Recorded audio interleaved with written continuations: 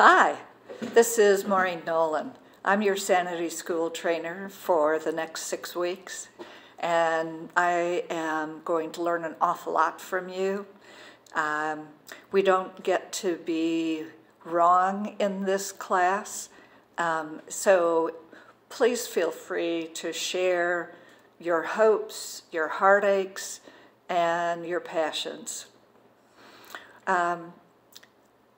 So Sanity School is created by 2 women here in the Atlanta area.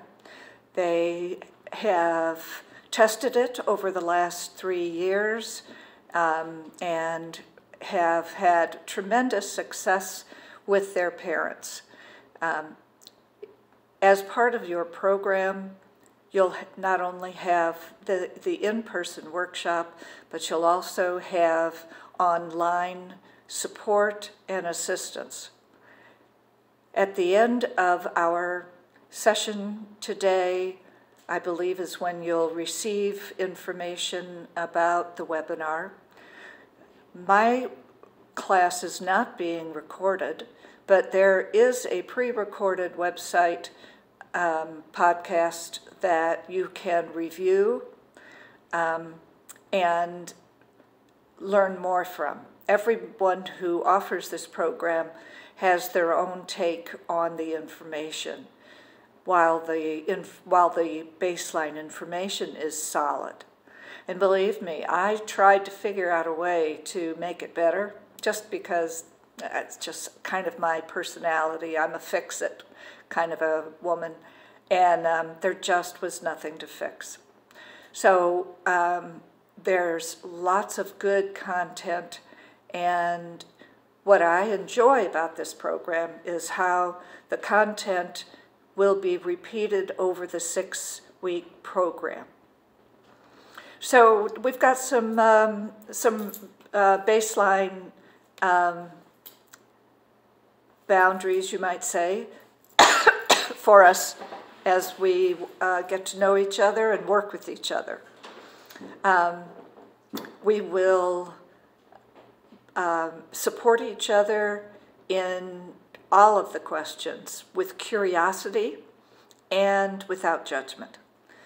It is so impossible for people to be transparent in a group like this if they know or suspect that they will be judged. So it is my commitment to you that you are not going to be judged, that everything, every story, every question is going to be an opportunity for someone in the group to learn. Please be confident that what you have to say is important. That being said, there's a type of comment that moves the workshop forward, and then there are comments that limit the growth opportunity for the group. I'm a therapist as well as a coach, and if we need to have an appointment that is separate from our workshop, I'm more than happy to schedule that with you, either by phone or in person here in this building. The other thing is for us to remember to be intentional in your questions. What that means is perhaps write your question down as you are processing it. Everyone in here has just a slight difference in the way that you learn and the way that you interact. And I honor all of the different styles. I also offer a solution for interaction. So I am going to ask you to write down your questions, and then when we have a question moment, when you just can't stand it anymore and I'm not going to park the questions anymore, then we'll have a period for questions. please state your questions in a concise fashion in order for us to move the process and move the group forward. I have a wall that is a magic marker wall right over here. And I am going to invite anybody who wants to get up and write a question down during the course of our workshop today. What that means is that you just go ahead, push your chair out, walk over. We'll have the questions at the very back of the wall. And when you're finished, please have a seat, and when it's time for questions, then we'll address what has shown up on the wall. Let's see. What else is there?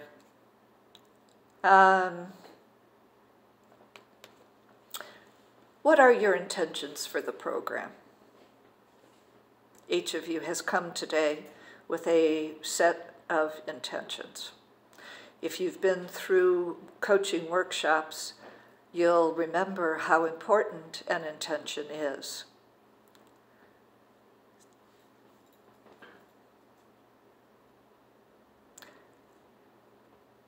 Please consider your vision of the future.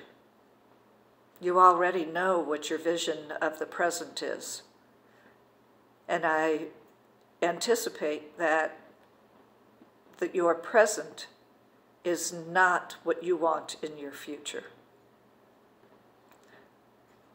Please take a moment. Think about your answers. Take a note.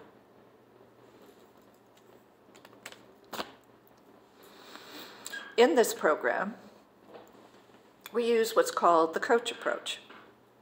And then again, I'll refer to my being a therapist and a coach, and they are different.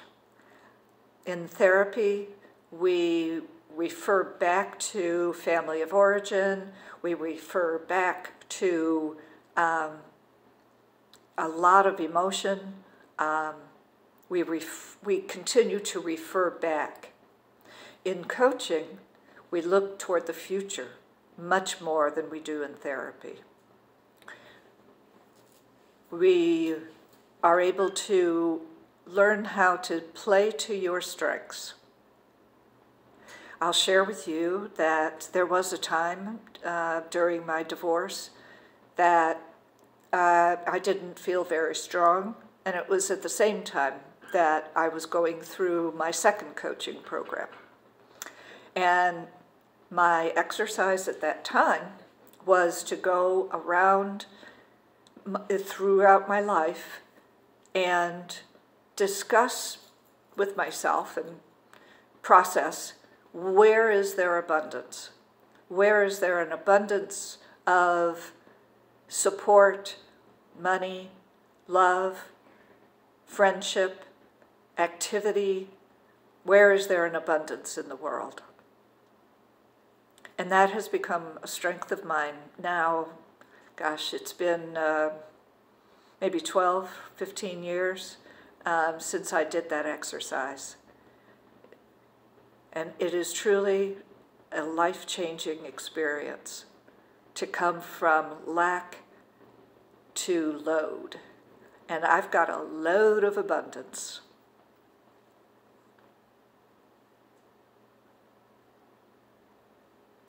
So there's an opportunity in our coaching program here today to shift perspective.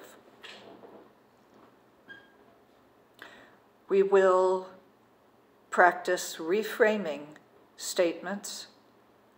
This is a large part of the coaching relationship. Has anyone had the opportunity to learn how to reframe your statements? You know, my listening skills are very sharp. However, my hearing is not. So I will ask you to be aware that if I respond to the wrong question, it probably means that I have not heard the right word.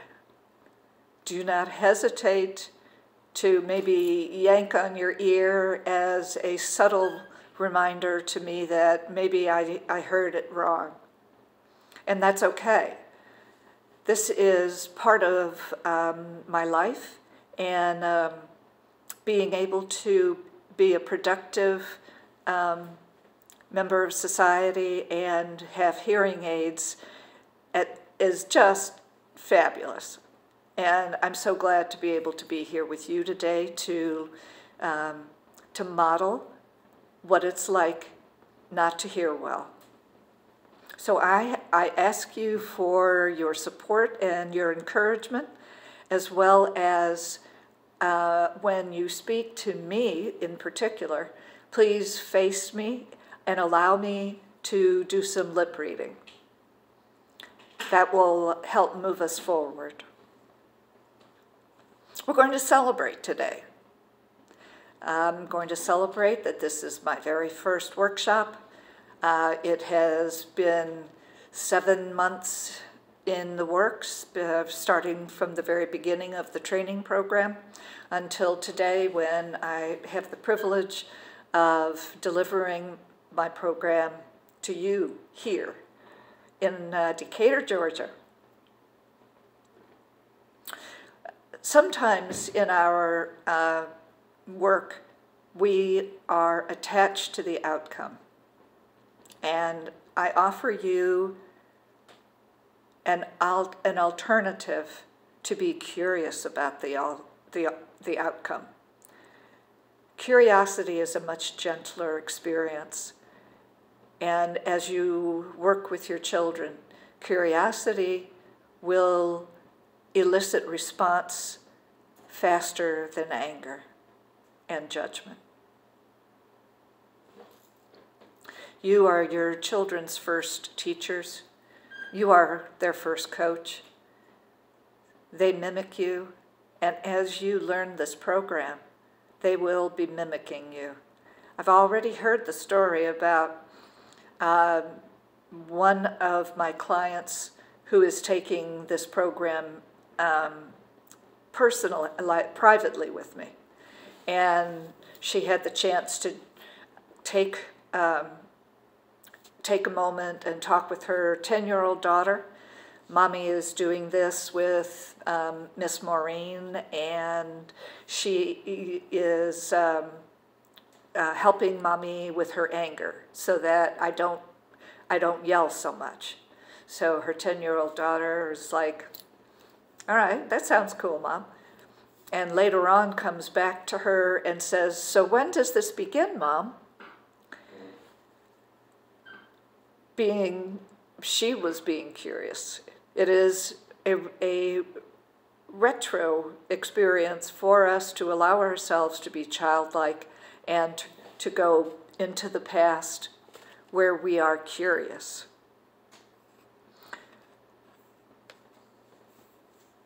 Coaching is a style of communication and leadership.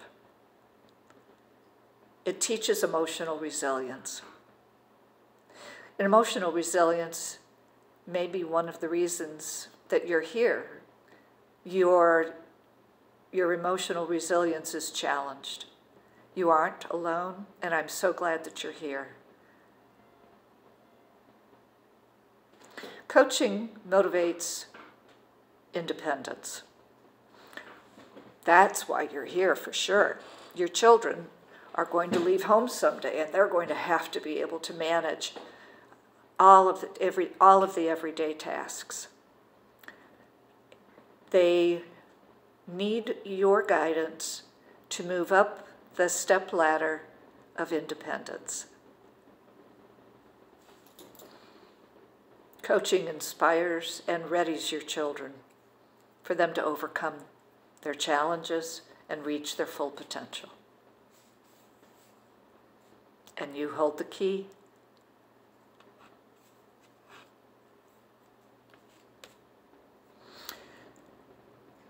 There are foundational graphics that I encourage you to make a book out of.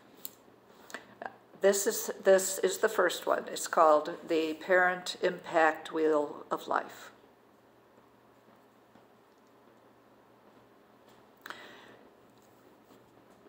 I'll read the 8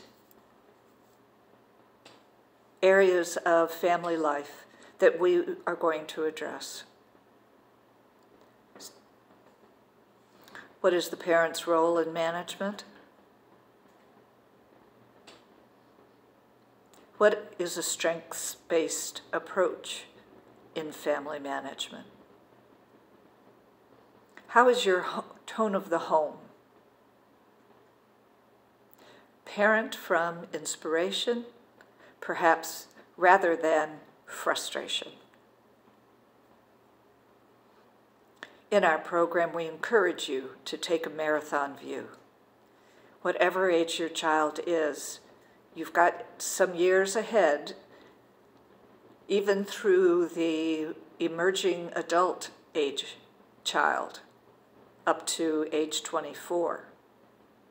And then for some, there's going to be a little lag because there's a brain maturity for your children that doesn't occur until around 27. Sometimes it's just like the switch goes on, and at 28, 29, finally your kid gets, it seems to be in full gear in a way that they just weren't at 24 and 25. I've seen it with so many of my clients.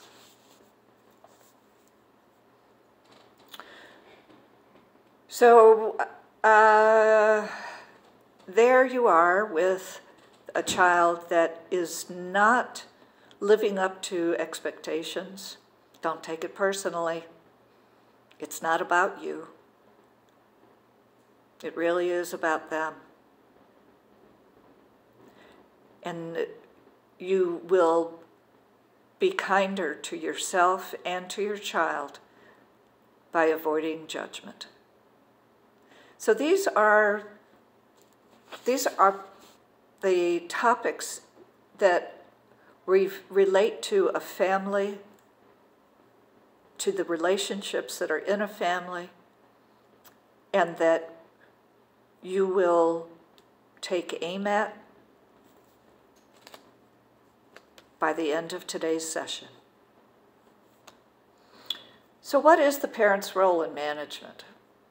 You'll notice that is the first, that's the first slice to the right on the wheel. What is the parent's role in management? Well, depending upon not only the physical age of your child, but the emotional age of your child, you're going to expect different kinds of task completion. So in phase 1, sorry about that. In phase 1, very young children, you motivate their effort and you direct their work. My 17-month-old granddaughter loves to be in the kitchen when mom and dad are cooking, and she has her own little brush for sweeping up in the kitchen. She is imitating mom and dad. They are motivating her effort by giving her her own sweep, and they are directing her work. In the next phase, you motivate ownership. She will come to understand that what she is doing is out of herself. It is from her own intention. And parents, you model the organization. They are curious, and they want to learn, and they want to take ownership, and they want it to be theirs. So it is important for you to model how to organize and teach them or coach them. In phase 3, that's when you transfer the ownership of the behavior and the activity, and you support their version of organization. And finally, in phase 4, you empower, you champion, and you troubleshoot. And what that means is that by phase 4, then they will come to you and say, this is what I want to do. Can you help me talk through it? I don't want you to do it, Mom, but I want some support.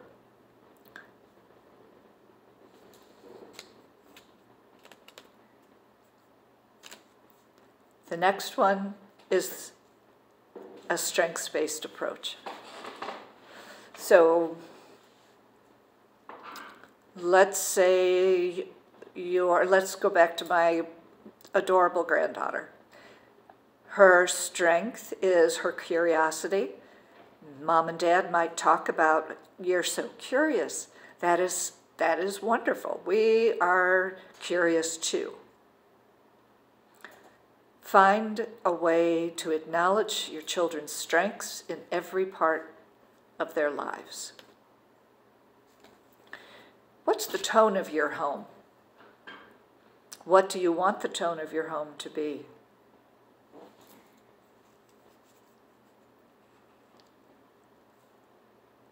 I appreciate how this program shows the eternal wisdom in using a wheel. I want to take a moment and just acknowledge that all civilizations have had their own variation of wheels. It's a strength of humanity that we continue to return to what works, and it's the wheel.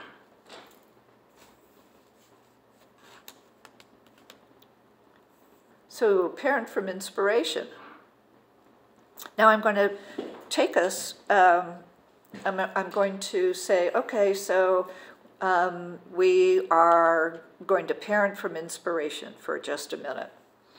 Let's go back to the parent's role in management.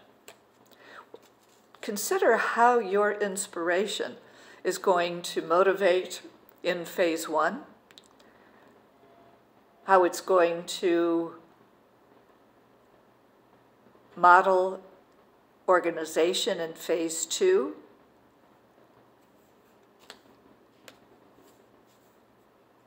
parenting from inspiration might take a little bit more time, but in the process, your relationship with your child is going to improve. If you want your little girl, 17 months old, to be able to go and pick up her sweeper, her brush, and be able to sweep up some dust in the kitchen, your ability to inspire her, to encourage her, is going to make a big difference. And finally, there will be that day when she goes completely independent of you into the closet, gets the brush, the sweeper, the broom, and starts sweeping on her own. That's when we can move to remembering that you have taken a marathon view. You have trusted the process that we are learning in this program. And by taking the marathon view, your child has progressed through the 4 different phases and is now independent and sweeping the kitchen on her own. I've spoken about curiosity. Don't take it personally. Even her successes, don't take them personally. Allow her to bathe in the glow of her success, as well as for her to sit with her failure. Don't take it personally. It's a this is a long process of growth and maturity. Avoid judgment. You know, we don't know what's going on in their heads. It'll be years before we understand, and it could be a long haul for you. So in taking the marathon view, avoiding judgment from the very beginning or as soon as you learn about avoiding judgment, it's going to make a big difference in the tone of the home. So we're going to return to the parent impact wheel of life, remembering that there are 8 slices of life that we work with in our Sanity School program. So now, what do? Well, this is where we're going to go. Let's say you decide that you want to pay attention to the parent role in management. Well, now we have a process, and the process is a 6-stage process. You'll note that there is a take aim arrow. Now, let's go back. We're taking aim on the parent role in management. Are you beginning to get a little bit of a rhythm here?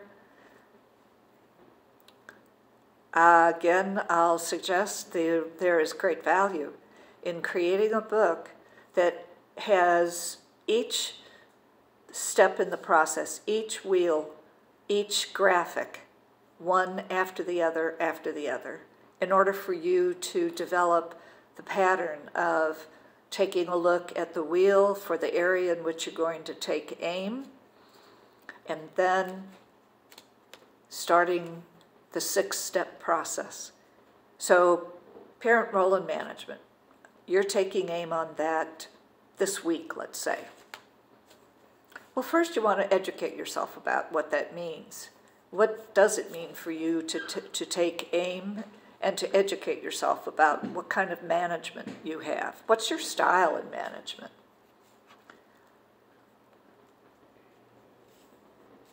Then plan an activity that alters perhaps your style of management. Perhaps you will allow a child to take a larger role. Well, start with which child? Don't have all of them do it at the same time. Work with one. So now you know that you're going to allow one child to take more responsibility. That's part of the planning process. You're going to decide in what arena they're going to take that responsibility. And then you're going to take action. And the action in this situation would be for you to have your child choose an area where they want more responsibility, so that it's a collaborative change in relationship with your child. And then you're going to see what happens. No judgment, just see what happens.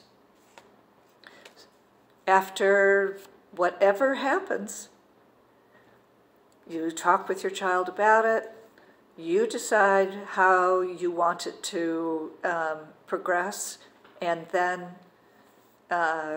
repeat the model and allow your child to take action without judgment, using curiosity, and see what happens. Now, at the end of that, you're going to be kind of tired. So you've got to take good care of yourself. This is a program that not only do you change and be curious about the way you interact in your home with your children and your spouse or your partner, but you take care of yourself. It's really important. Take good care of yourself. So when you take AIM, you ask yourself, who, what, when, where, why, and how? Who remembers that from English class? Writing an essay. Who, what, when, where, how, and why?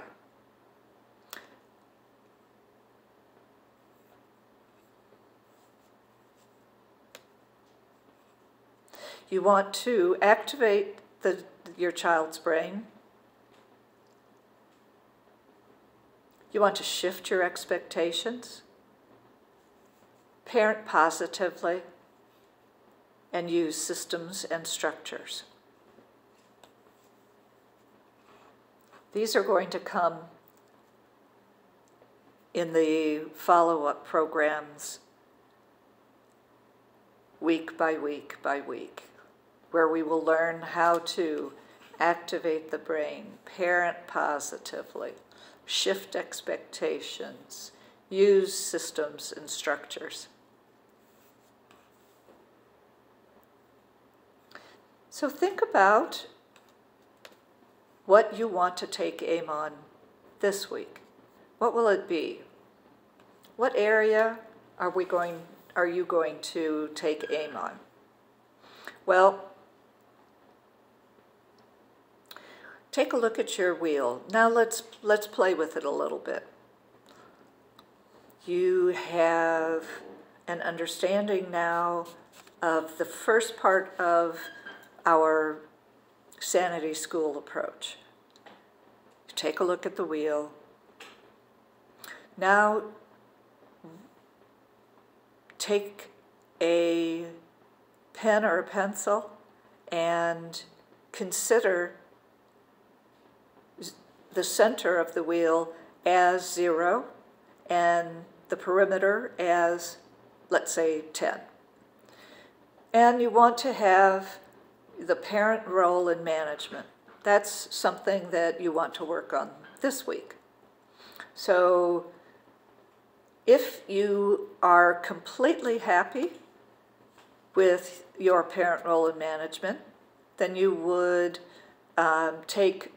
draw a line from the center all the way out to the perimeter, and that would be that, and you wouldn't have anything that you needed to do. So move on. Go to the next section. Do you take a strength-based approach with your child?